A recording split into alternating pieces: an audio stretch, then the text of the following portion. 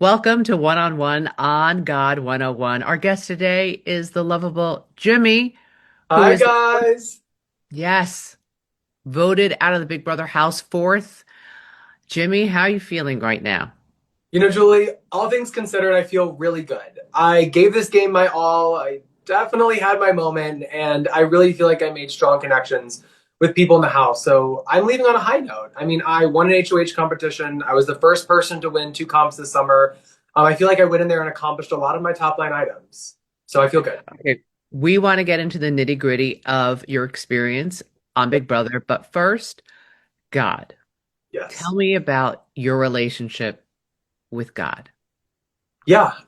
So I grew up in the Catholic Church. I went to Catholic school for 10 years. So very familiar with a prayer in the Bible, and I would consider myself more spiritual than religious. I believe connecting with the power that is love. I mean, God is love, as they all often say, and I believe connecting with that in more of a maybe abstract sense is where I find my spirituality. But you still saw me praying in that house every single day with Rachel and saying prayers constantly with Riley, and I'm never opposed to reading the Bible, reading a religious text, or praying. The power of prayer really is real, and even if I'm not doing it every second of every day, there's something grounding about having 5:30 prayer time with Rachel and the kids, or saying a prayer with Riley before a competition. There's something that's calming to me about it.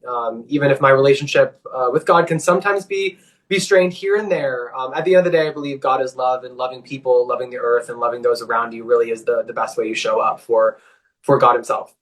I agree. That's biblical. God is love. And Yeah. that's why I like to end the show, love one another. We got to love him first and then love each other right Exactly. behind that. Exactly. So, what would you pray about in the house? The strength to continue. I mean, being away from your support systems is really, really hard. Developing relationships with people that you're not sure if it's genuine or if they're just playing you is anxiety inducing. But at the end of the day, you have to take leaps of faith. You have to know what's real, and sometimes, let Jesus take the wheel, as Carrie Underwood says.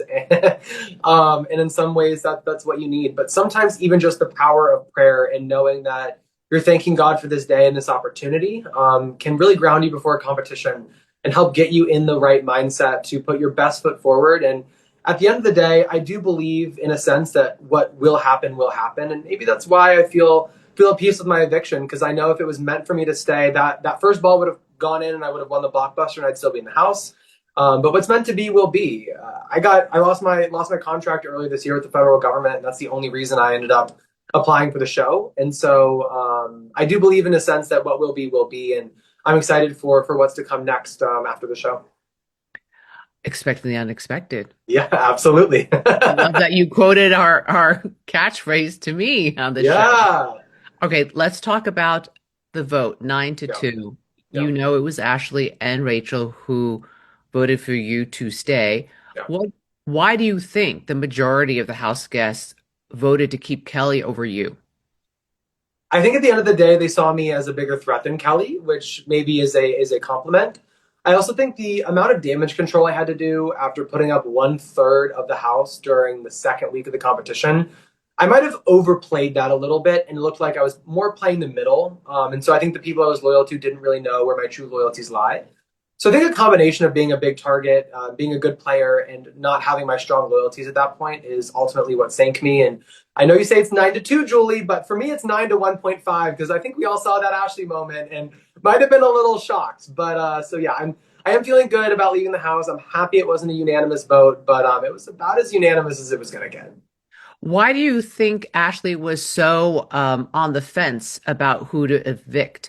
What do you make of her as a Big Brother player? I don't make much of Ashley as a player. I love Ashley to death, and she's very endearing. But there's two things Ashley is, and that's latent and indecisive. And so I'm not surprised that when she found out Will wasn't going to vote to keep me, she wanted to change her vote, considering that as she was coming in, she talked to Rachel, and obviously Rachel was going to vote to keep me no matter what. So I think Ashley, at the end of the day, was just trying to do what was best for her game and didn't want to look like she was crossing Nikki this early on, especially since I do think that me and Ashley align on the fact that Morgan is the head there of the snake that you have to cut off. And from there, I think Mickey will be much easier to work with, like somebody like Ashley, as long as there's not bad blood from this vote. So no shame to Ashley there. I know she had to do what she had to do for her game, but I feel really lucky to have met and known somebody like Ashley throughout this game. What makes you say Morgan is the head of the snake?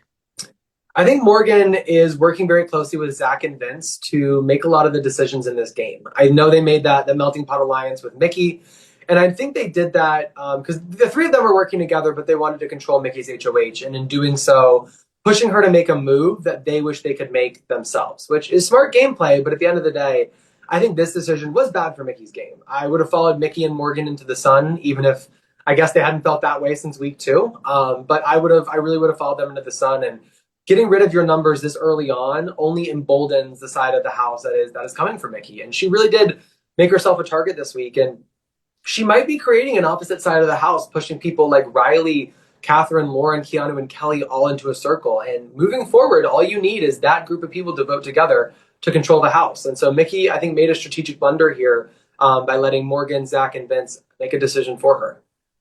Okay, I'm going to re-ask you a question I asked you after you were evicted. Yeah.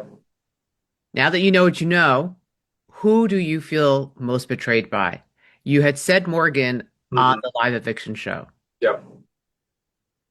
I still feel that way. I know Vince and Zach and Keanu were really working in tandem to do that. I don't blame Keanu for that. I would have voted to evict him if he was on the block, or if I would have put him up if I was HOH. So I don't blame him for that. That was a smart game move on his front.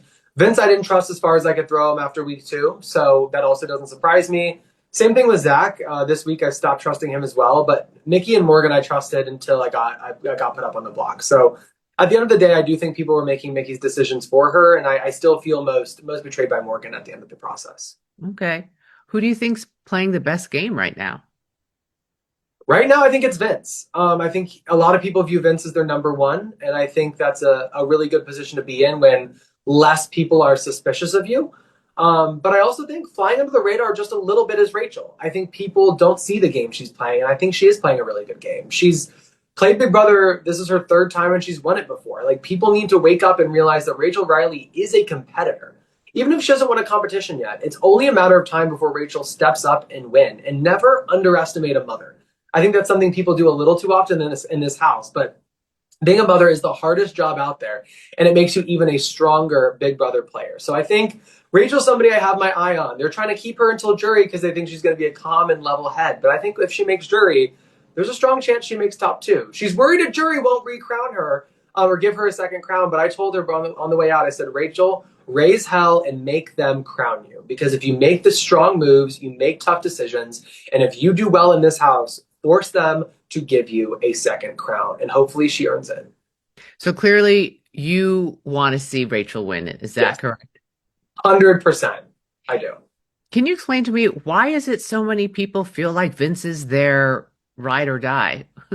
I think that's a good question, Julie. I was there before. I think it's because Vince is a calming presence and there's something trustworthy about him. I really don't know what it is.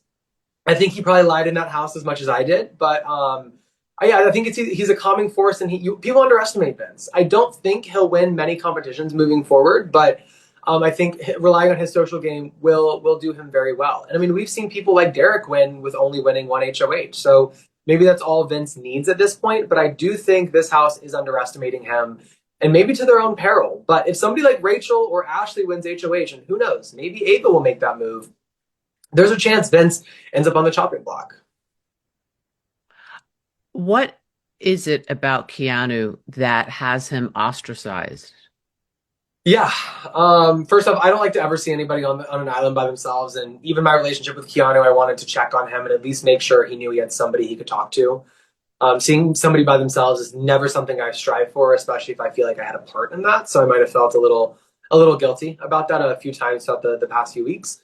But I think, I mean, when you stand up in front of the whole house and tell everybody you're going to pick them off one by one, or tell them you don't need their friendship, you're making an enemy out of yourself sometimes. And when you talk to Ava the way you talk to her, or tell Rachel what pregnant women should or shouldn't do, or especially yell at them while they're cleaning your shower, I think people see the disrespect towards women in that way and don't really love it or stand behind it. And also, I think we've heard this, but Keanu's a snorer, so when half the house doesn't get to sleep because of you, that certainly doesn't help, Julie.